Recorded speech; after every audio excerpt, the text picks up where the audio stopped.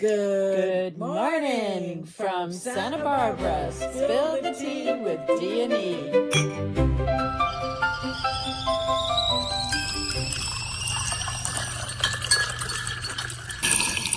Morning. Morning. Boy, I can smell your coffee from here. I've got my dandelion root tea. Yep. Oh, sorry. Well, it smells coffee-ish. Yes, it does. You tricked me. And it's earthy, grounded, and appropriate for today's topic. Yes, it is. Because California has apparently decided we're all going to go down to the roots, possibly including the ones growing 5 feet from your house. Oh, wow. That's not good. I don't know. It's so funny because I just had a friend come over that delivered a dog sled because now we're housing a dog sled in the backyard. I heard that. I didn't see it yet, but I heard that. About, he had to have an inspector come over because he got canned his homeowners policy. insurance. Yeah. So now he's just got to figure. I thought it was 10 feet. He corrected me 5 feet. He was, in fact, correct. But I had no idea of the new law that was passed. But I am drinking clove tea. Ooh, yeah, and I just, nice. I'm going to report on this because I have to do this. I want to do this for like 10 days straight. Getting back into the scheme of things, working out, whatever. Man, I'm just so sore every day. I'm like, oh, my back, my arms, from swimming, walking, just trying to get back into because I've pretty much been dormant for a year. Back to the flow. Yeah, so I guess it's the inflammation, the aches, the pains, the antioxidants, the antimicrobial benefits to it. Supposedly it helps you sleep and it's great for digestion. So that's eugenol. EUGENOL. Oh, that's what's in cloves. Yes. Nice. Yeah. So eugenol. It's too early for me right now. Oh my God. So it's a powerhouse. Supposedly, you drink a cup of it, and supposedly it's supposed to, help with all these things. So I will let you know if this works. And it's a magical substance. I'm really excited about doing these teas and trying to find have benefit teas. I like it. Because really tea is amazing. That's probably what medicine. It's been around for. It is medicine. We have a belief that your food should be your medicine. Thousands of years. Yes. Right. So yes. how are you going to say that? Oh, that's not beneficial. Of course, it's beneficial. Yep. So. Welcome back to Spill the Tea with D&E. I'm Dominique. I am Erica. I'm going to really enjoy this segment today because it just flows. Our podcasts are organic, and all of a sudden things just come to our attention, and then you're the little deep diver and like, did you know? Yes. I don't see this talked about in mainstream anywhere. Well, I actually picked up this topic. I did see it in the news, but I haven't seen it in mainstream media as a big conversation yet because it's relatively new. Right. But it's going to tick off a lot of people. Can you imagine if you spent $20,000 for fencing? Hold on. We haven't even explained to people.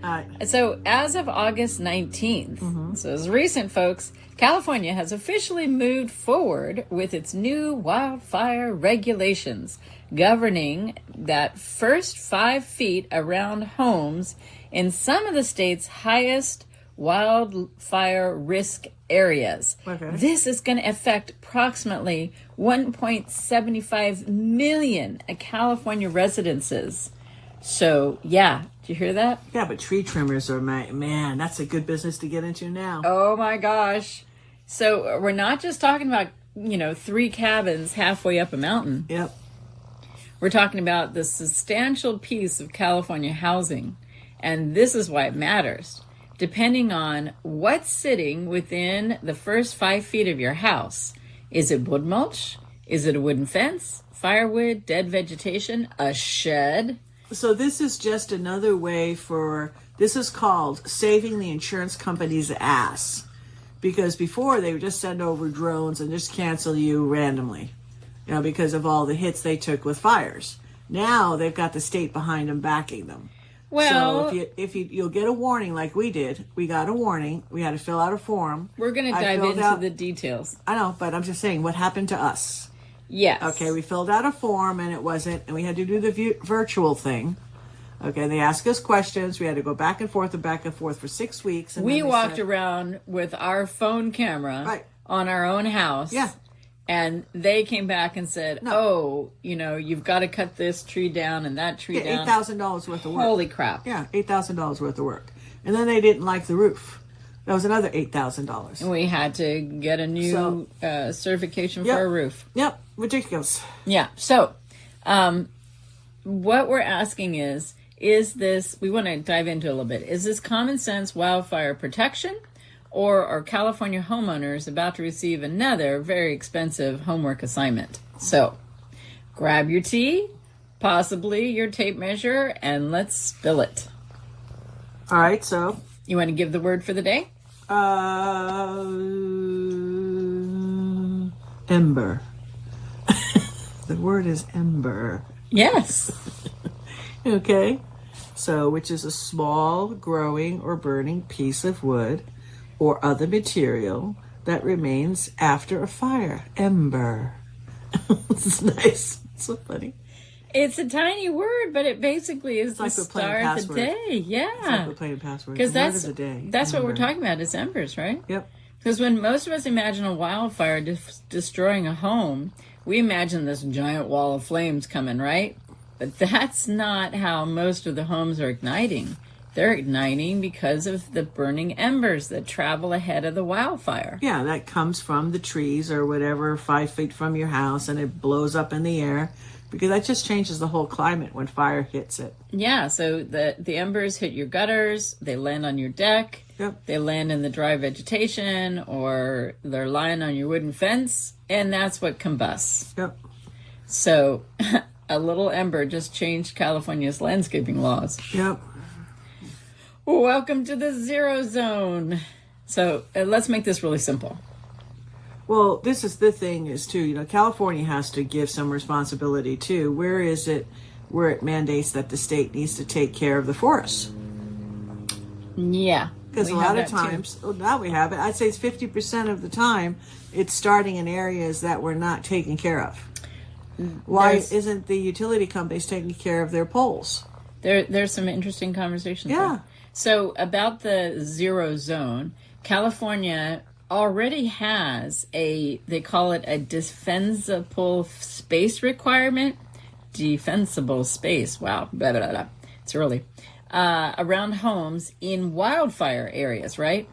And we kind of think of those spaces as a ring around the house, right? So you have zone 2 is further out, zone 1 gets closer, and now they have rules for zone 0, right? That's the 5 feet. And that's the bullseye. Yeah, exactly.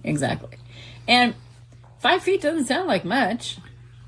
No, it isn't. I mean, 5 feet's nothing. I mean, just as the average size, it's a short American, okay?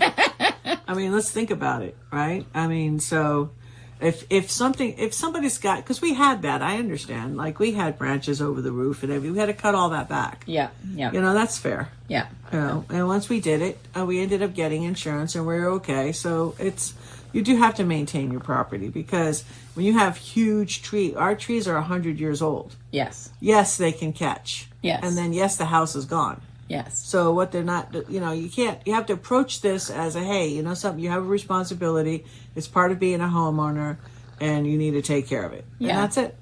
So, and I mean, you think 5 feet is not that much, which is precisely why California is focusing on it. The theory is if an ember reaches your property, the last thing you want is an easy pathway, right? Right. So imagine this. An ember lands on the bark mulch, right? The mulch ignites, the fire reaches the wooden fence, the gate connects to the wooden fence touches your house. Right. It's basically a little wildfire freeway. Yes, that's exactly what it is. So you just got to look at what the research says. I mean, there's stats on all of this. We can go back 100 years in California. Yeah. Okay, so, is it just California making another rule, or is there science behind the 5 foot number? There is substantial wildfire research behind focusing on the area immediately surrounding a structure. Well, we can look at the housing, we can look at the neighborhoods that have been just torched.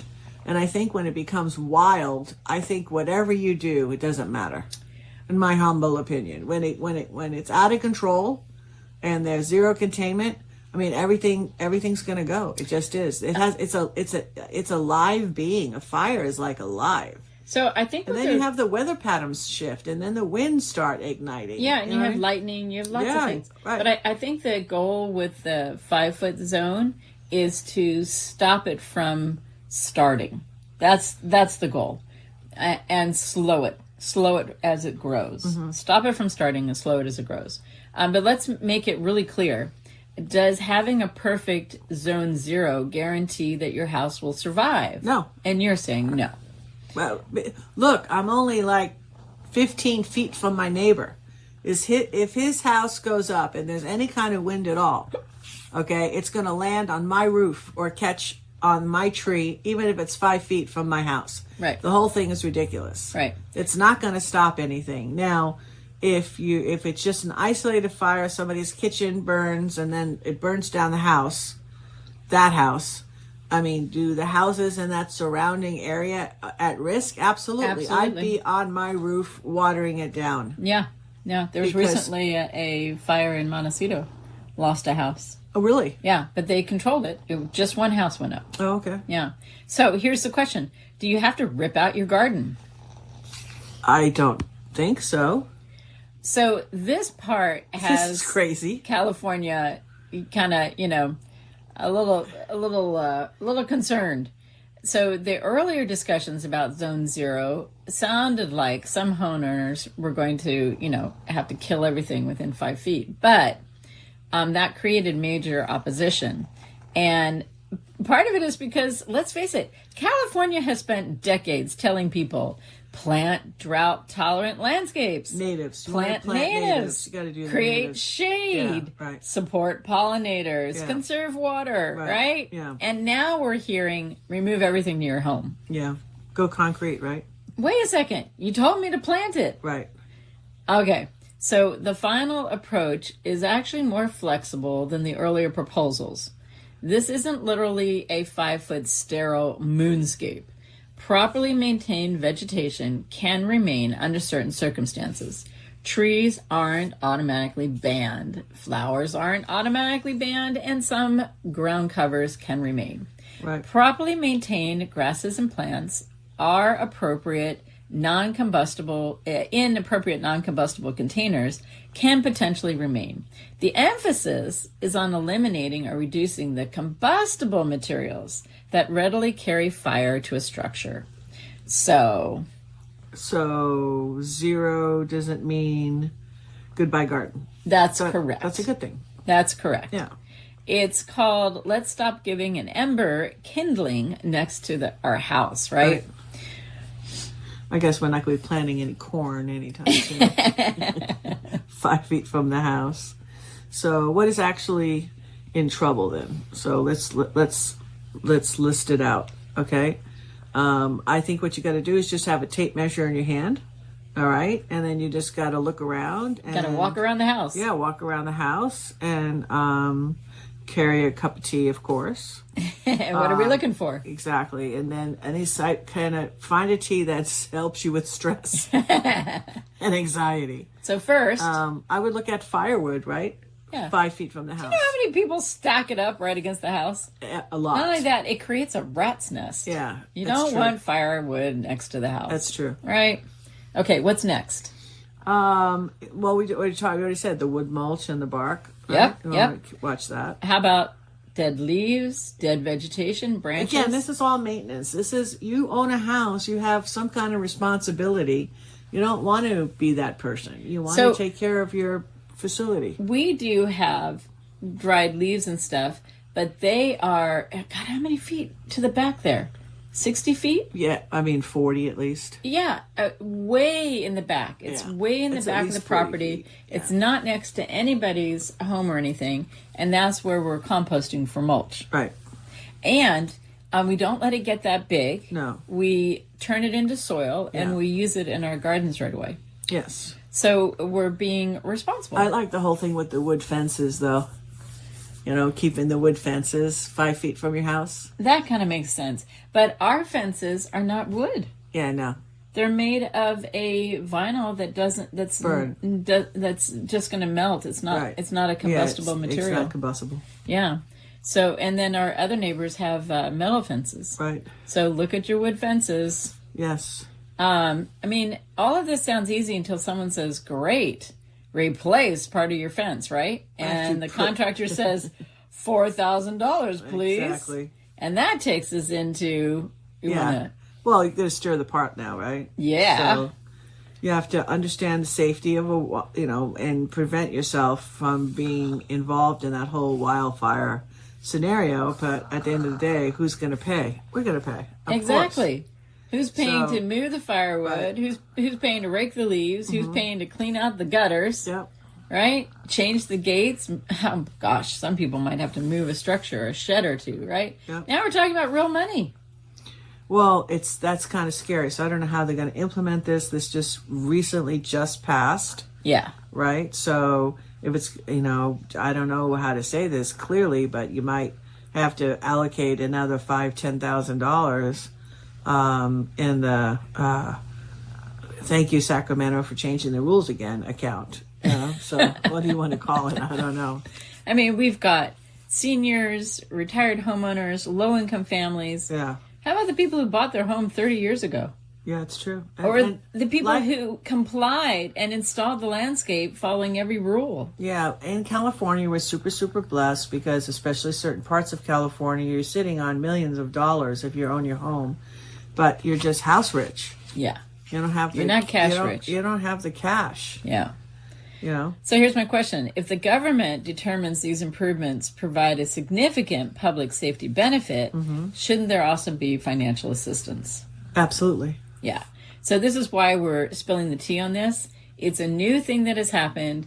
California needs to wake up and participate in this conversation because a policy conversation, maybe we need grants, rebates. Well, rebates and the tax credits. Yeah.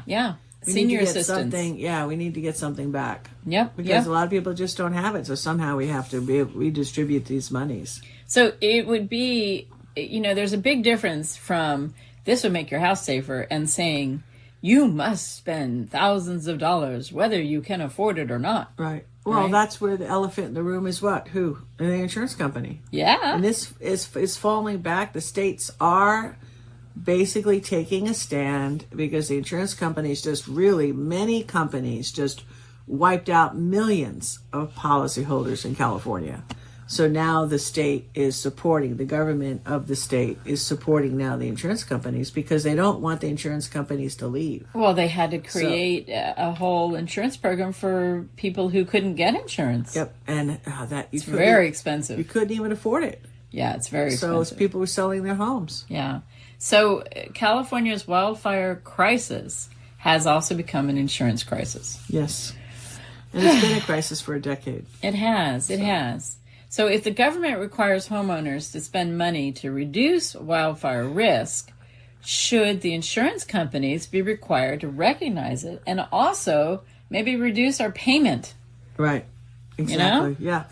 If I replace my fence and change my landscape and clear and have a 5-foot zone, right? Do all those wonderful things. Where's my gold star? Yes. Well, it's just like back in the day, and I mean, it's not really relatable, but kind of sort of. It's like, when people have these big tax burden bills, they're like, well, what am I going to do? Oh, well, buy a utility truck that's over 5,000 pounds, and then you could accelerate the depreciation. You can do stuff like that. Right. You used to be able to buy equipment and then accelerate depreciation and grow your company. Exactly. So, I mean, it's kind of sort of because you are appreciating your home by making it super safe. Right. And then what you do is then you could apply, an insurance company should give you a discount. Yeah. And this way, just in the discount, you'll be able to recap your money. Yep. So maybe a 5%, love bump. Exactly. So when you're sitting around your kitchen table having tea, I can imagine neighbors talking. Yeah. Some are going to say, this is my property. The government shouldn't tell me how I can plant a rose bush. Right? But again, I understand the 5 feet. I get it. And I absolutely understand, to cut the trees back over the roof because you are helping. I get it. I feel bad for all those that, didn't, all of a sudden you invested a lot of money and now you might have to make a change. Mm-hmm. That's kind of sad. Yep. Like, for example, like you're putting sheds on your property or whatever, and it's under a tree. Yes. That's not good. Yes. Yes. So what are you going to do? Something's going to I'm thinking move. about our gazebo, but it has a metal roof. Yeah. I think we're okay. Yeah. So, another neighbor is going to say, your wooden fence catches fire and carries flames directly to my house. Your property is affecting mine. So you've got individual rights and community rights. Yeah. Who's right? So a little bit of both. Yeah. And this is part of what makes it such an interesting question. So we really need to spill the tea and talk about it. Well, we'll see how effective they're going to take this rule and how fast they're going to implement it. Like, what are you going to do? Just give people, millions of people in the state warnings? Because that we already went through that. We already had that wave with the insurance company. Yeah. So our government has an obligation to make the rules reasonable, right? Balance. And we have to balance safety versus freedom. Right. So how do we reduce the wildfire risk without turning homeowners' yards into expensive compliance projects? Right. So, who is this going to affect? Well, homeowners, of course. Yeah, but the rules are directly aimed at properties in California's state responsibility areas.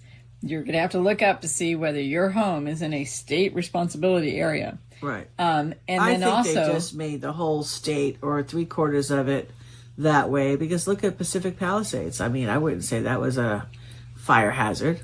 Again, it just got out of control. Same thing with Malibu. It's right on the frickin' water, for God's sakes. Yeah, that's strange. It's crazy. Yeah.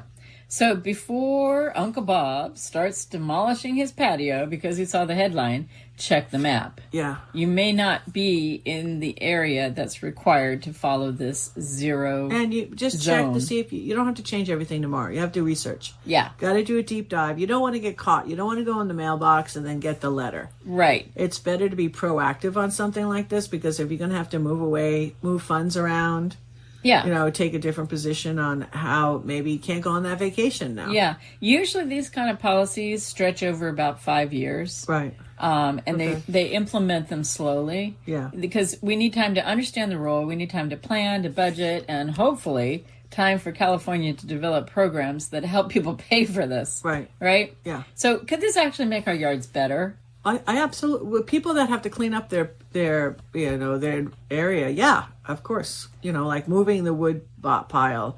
You're helping yourself here. Yeah. And we watched our neighbor next door. He's created more of a xeriscape in his yard. He's got a big, tall, beautiful redwood tree. Right. It's enormous. Yeah, it's huge. And that's a big baby. Yeah. We look at it every day because that's where the hawk nests. That's where the hawk is. So is it a fire hazard? Yes, it's a fire hazard, but it's also a benefit to the community because it's hosting wildlife. Yeah. So there has to be balance. So he's made his property as safe as possible. It's surrounded by green grass. He's made his property as safe as possible while having a, Kindle stick, very tall Kindle stick. Yep. So there is a chance that all this will go towards us actually improving our homes. We want to try to, keep that in mind. Yeah. So how about this is our homework for this week. Okay. We're not telling anyone to rip anything out, right? Mm-hmm. Take your phone, take your cup of tea, a tape measure, and walk around the first 5 feet of your house. Look for the wood pile, the wood mulch, the dried leaves, the vegetation. Any wood fencing you might have. Look for take out all those debris in the gutters. All this stuff is a little cleanup. It's like it's before we hit fall. It's supposed to have some huge rains coming our way in California. So it actually is, it's a mindset. It's a step up. It's kind of like spring cleaning at the end of summer. There you go. Yeah, that's what I would do. Take some pictures. Yep. Don't spend any money yet. Yeah, just educate yourself. There you go. And then look to see if your area where your house is, if it's in the fire area. And, and then, drink some remedy tea if it's stressing you out. Okay, maybe some lemon balm. Okay, there's lots of good stress teas out there. So what's the tea toast going to be today? Well, how about to the basic principles making sense? I know that embers are a major way that homes ignite. Right. So I appreciate that people are focusing on how do I make my house safer. Right. I appreciate that. Yeah. I say education. All right. Ask questions. Take your tape measure. Do the 5 feet and walk around. Have a cup of tea. Don't stress about it, but definitely educate yourself. That's your homework for the week, and that's my toast for the week. Education. It's power. Yeah. I like it. All right. So thank you, everybody. We're doing so good. We're doing good because of you. We appreciate it. So onward and upward to $100,000 coming soon. If you'd like to support us, best place to go is sbwellness.org. Thanks again. See you tomorrow.